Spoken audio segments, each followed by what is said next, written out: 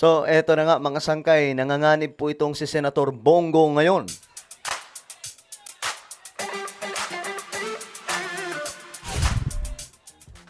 Alright guys, mayroon po tayong balita tungkol po sa ating senador na si Bongo dahil nga po mukhang dadamputin mga sangkay. Mag-usapan po natin yan. Anyway, bago tayo mag-umpisa, no, sa mga hindi pa po dyan nakakapag-subscribe sa ating YouTube channel, makikita nyo po yung subscribe button sa baba ng video na to. I-click nyo lamang po yung subscribe, i-click ang bell, at i-click nyo po yung all. Sa mga nanonood naman po sa Facebook, i-follow nyo po yung ating Facebook page. Okay, mga sangkay, ito po kasi yung update ngayon.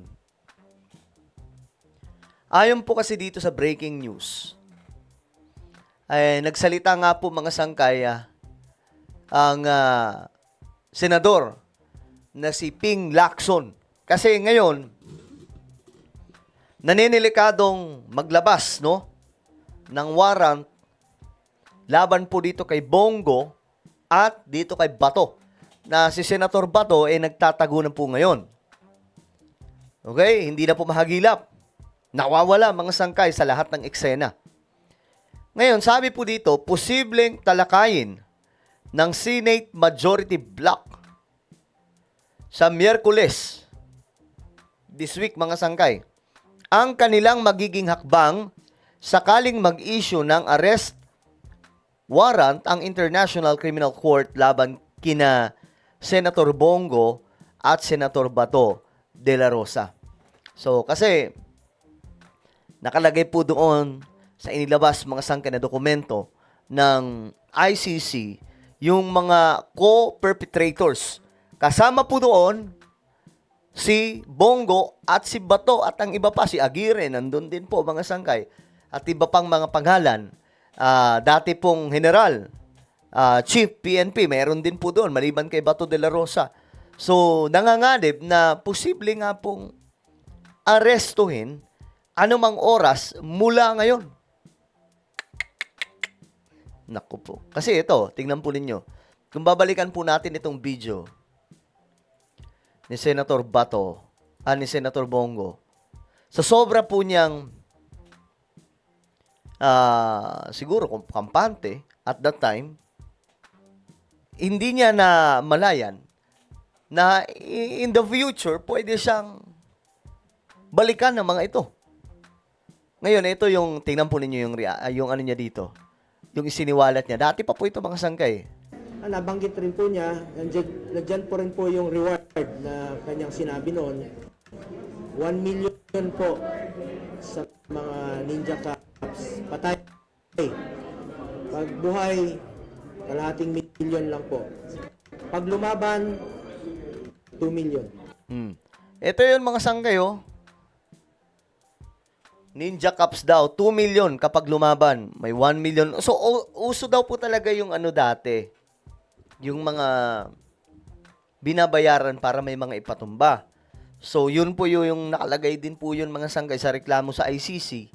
At ngayon, itong si Senator Bongo ay kabilang sa mga yun. At si Senator Bongo ay hindi pa po nagtatago magpahanggang ngayon.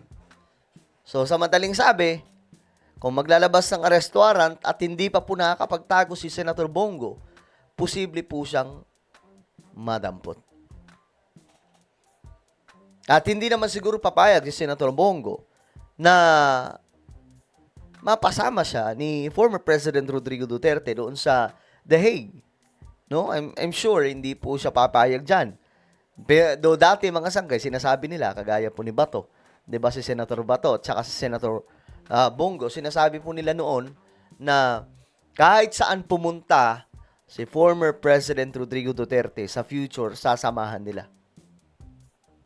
At eto, ngayon, nandun na po si Tatay Digong, nandun na po mga sangkay sa dahig, si Senator Bato, na nagsabi noon na hindi siya tatakbo, hindi siya tatakas, at sasamahan niya si Tatay Digong sa dahig, nawawala po ngayon.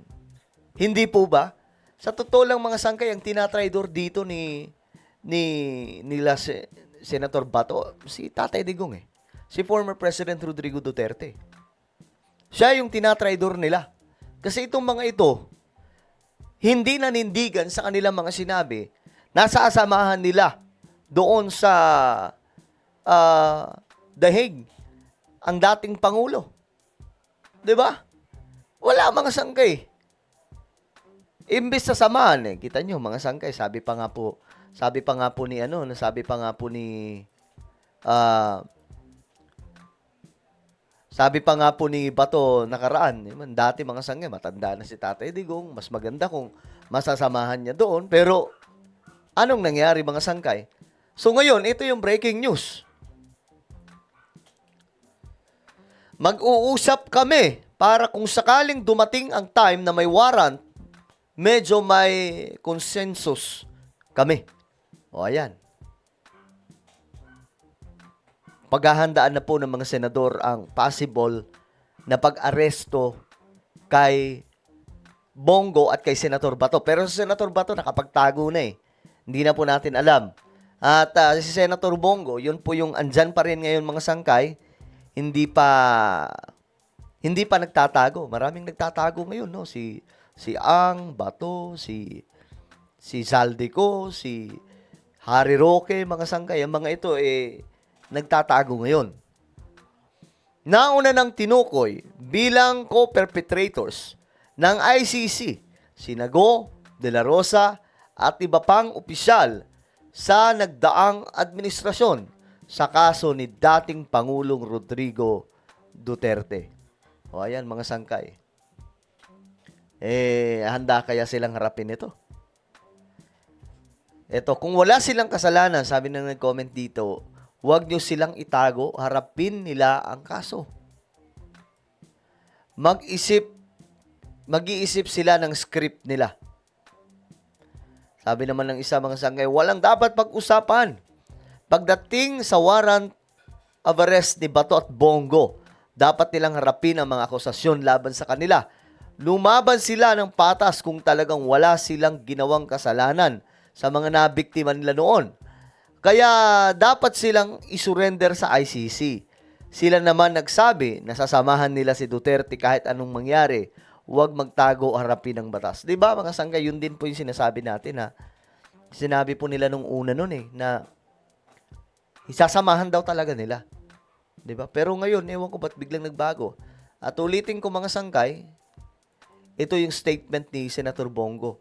At ito, pakinggan po natin. Alam ng mga pulis lahat yun, Your Honor, Mr. Chair, na patayin, may reward. Kung mamatay yung nasa watchlist, may reward system yun ang ibigay. You see, inamin po mismo mga sanggay. Your Honor, Mr. Chair, maski may kasalanan yun o wala, may ginawa na totoong nabaybas o wala. So kahit hindi totoo na suspect, basta matumba, may reward ka. Ganun daw po dati. Yung informant po ay makakatanggap ng corresponding reward na in-offer ni Presidente. O ayan, mga sanggay, may reward nga po. Ano po daw ang ibibigay? 5 million yung drug lord talaga. Yung malalaking drug lord, 5 million ibibigay niya. Kahit na pulis, kasama doon na makakatanggap sa pera na i-offer niya.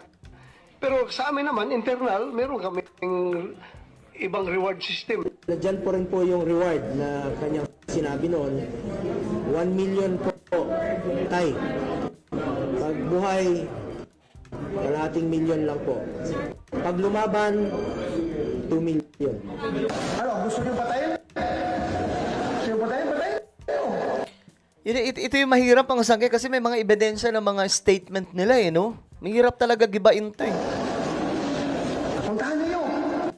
Nako, mga sangkay, mukhang lalo nga po talaga sila madidiin dito kasi ang daming video na nagkalat. Buhusan niyo ng gasolina yung bahay, sindihan ninyo. Pakita ninyo na Pero ang punto pa rin dito, ang kanilang binuwag dito, mga sangkay, yung mga nagbebenta ng mga ipinagbabawal na pulburon. Pero kayong mga sangkay, ano po ang inyong opinion tungkol dyan? Comment down below.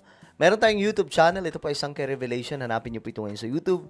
Kapag nakita nyo na, i-click nyo po yung subscribe, i-click ang bell, at i-click nyo po yung all. Sa mga nanonood po sa Facebook, follow nyo po yung ating Facebook page. Ako na po ay magpapaalam. Mag-iingat pong lahat. God bless everyone.